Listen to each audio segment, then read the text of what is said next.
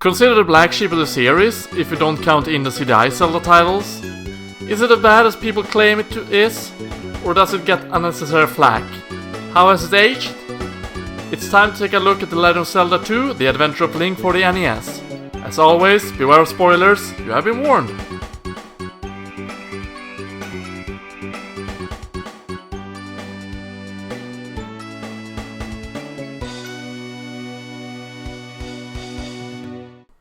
When you boot up the game, you are greeted to a sword sticking down in a rock. This is a nod to the classic stories known as The Sword in the Stone. The story to this game can be accessed in a manual in depth and as a short summary by waiting long enough at the title screen this time around as well. The game continues from where the first game takes off, and a sleeping spell is cast on Zelda by Ganon at his death, and the only way to wake her up is to use the power of the third Triforce introduced in this game, the Triforce of Courage. So Link sets out on a new adventure to place 6 crystals at 6 temple seals in order to unlock the palace in which the Triforce of Courage lies. We now have a motive to embark on Link's most adventurous quest yet. Just like the first game, you have 3 save files available in which you register a name within 8 characters. Naming the file Zelda gives you nothing in this game. Now, let's move on to the gameplay, and one of many things in this game that turns it into the black sheep of the series. So, in this game, everything is different. First of all battling takes place as an action side-scroller, while moving on the world map is in a top-down perspective. You move around with the control pad, attack with B and jump with the A button. At full health, you shoot a short sword beam. This game plays like a light RPG in which you encounter enemies on the world map by either running into a blob or Ganon on a field other than the road. Ganon brings the harder foes. Killing enemies give you experience in which you can level up 3 different stats. Health makes you receive more damage before death. Magic lets you spell cost less magic, and sword increase your attack power. Your health bar and magic bar can be extended by finding hearts or magic bottles. This game introduces towns, which Breath of the Wild would draw inspiration from. Many of the towns have names that would later be important characters in Ocarina of Time. In each town, there's a wise man that teaches you a new spell. To reach him, you often need to do a task that allows the person owning the house to let you in. These tasks are usually found within the world map battle squares that are located on the world map and are fixed encounters. In 2 towns, there are swordmen that teach you 2 new techniques that would be used later down the line in other Zelda titles. These you just need to find in their hidden locations. To use spells, you open them up in the pause menu, select them from a list and then press select to use them. To use the sword techniques, you jump and press up or down. There are magic jars that refills your magic in the battle areas and P bags that gives you more experience that you can find. Yes, they are actually called that. Both magic jars and P bags can be dropped from enemies. If you die, however, all your collected experience will be lost, and the more you level up, the higher amounts you need to upgrade your stats in that category. In the Famicom version, you keep all your experience, but your level revert to the lowest levels in any state you have. Which is worse is up to you to decide. To clarify, this counts for game overs and not actual deaths, as you have 3 lives in total. In towns, you can speak with NPCs. Some says useful things, while others are no help at all, or tell you that they are in fact error.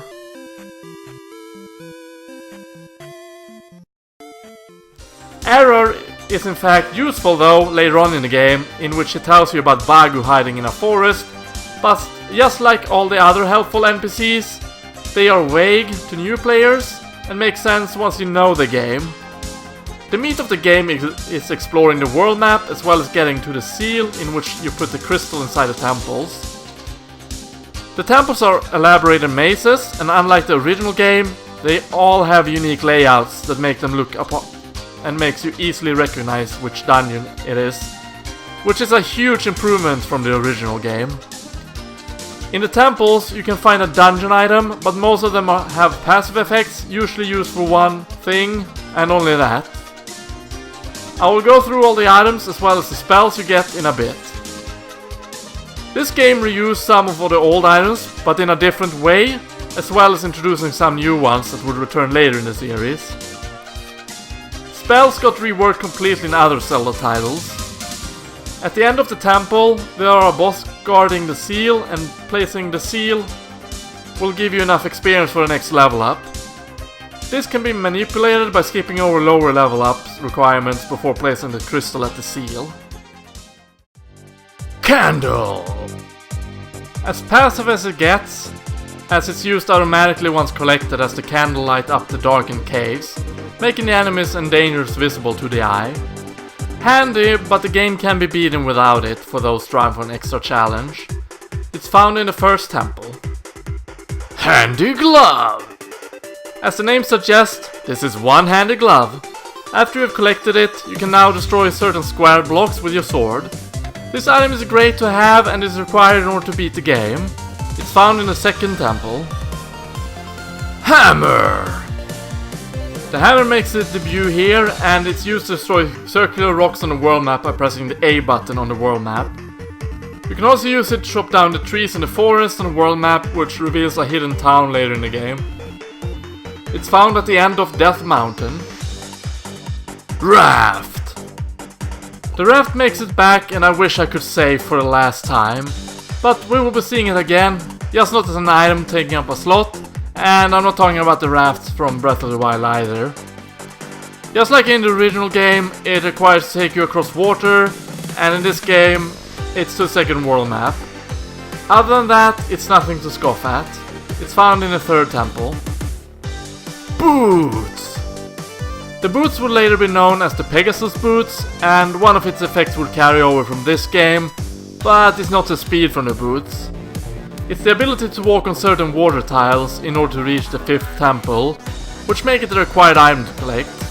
It's found in the fourth temple. Flute!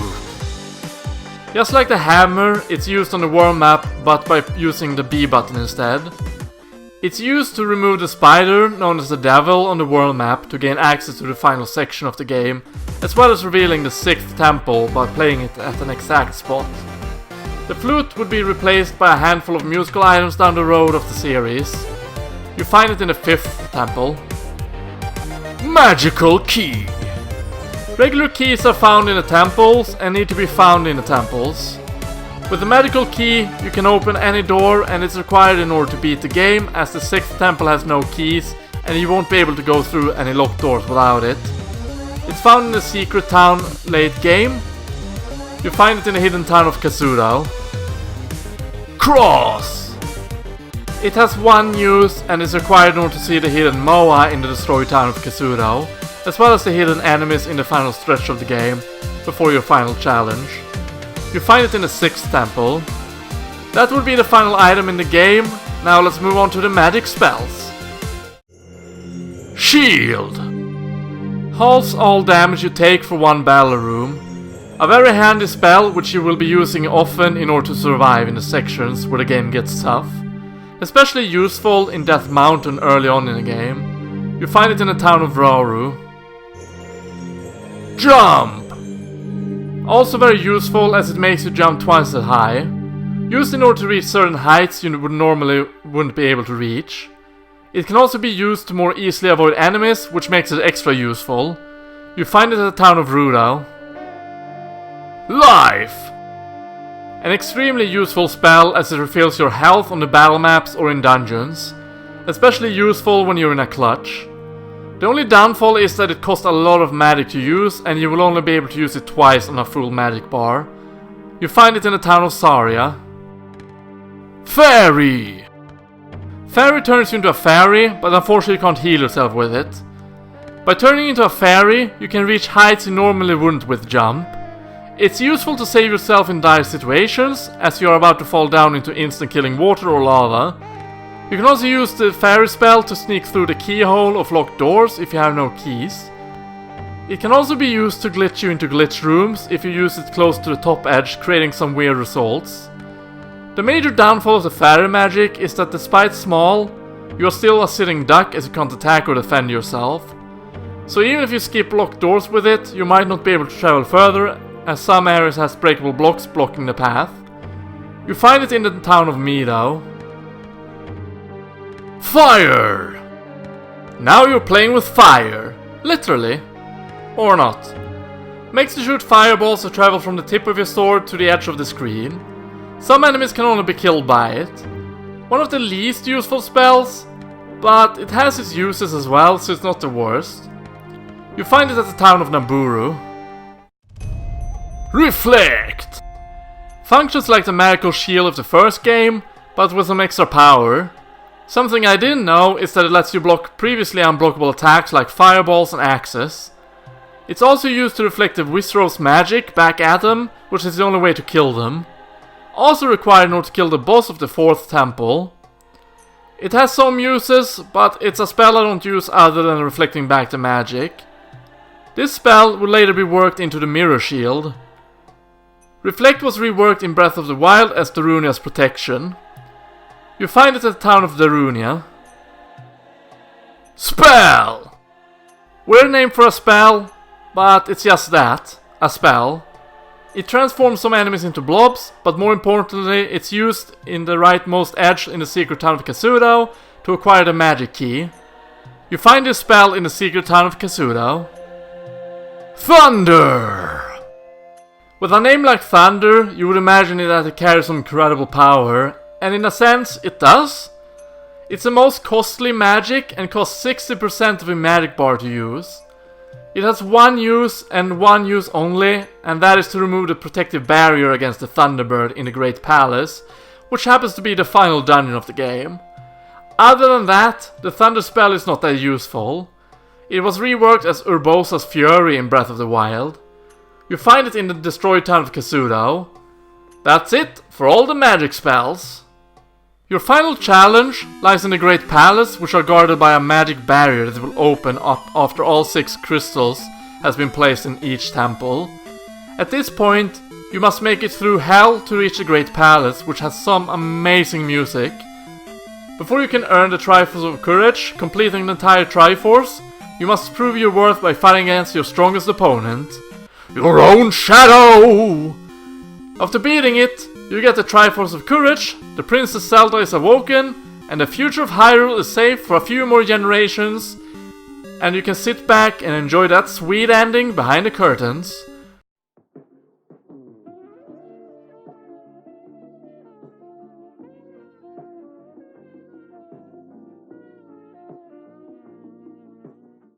After beating the game, there will be a Triforce shard displayed to let you know that the game has been beaten. You can start the game anew, but keeping all your levels as well as the up strike and down strike, making the game easier. As always, music can make or break a game, or at the very least, sully your experience with the game. Lucky for us, the soundtrack to this game is great. You have the opening theme that just screams epic adventure, the battle theme that rises your vigor for battle, the temple theme that is mysterious just as it's curious, the boss theme that lets you know you're up against a majestic beast, even if most of them are pushovers once you know them. The Great Palace theme that is just amazing, just as much as it's mystical, embarking you with enough determination and courage to tackle the final challenge that will most likely destroy you over and over again. The final boss theme that have you fight your worst enemy, yourself, and really making you hear the epic struggle between the two of you. To finally conclude it with the ending theme, to make you feel relief that the adventure is over and sheer happiness that Zelda is saved. So, what makes this game into the black sheep exactly? Is it because the game opted for RPG elements or adventure elements? Is it because it's different from the other games in the series? Or is it because you play it as a side-scroller? I know the answer to that, and most common complaint is the game's difficulty, and that is true.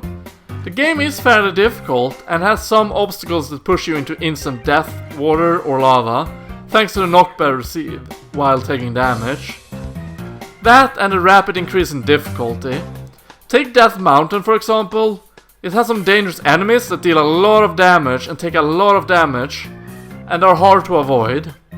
It forces you to adapt and use the magic spells you have gotten so far. Not only that, Death Mountain is also a spiraling maze, which is hard to navigate for new players.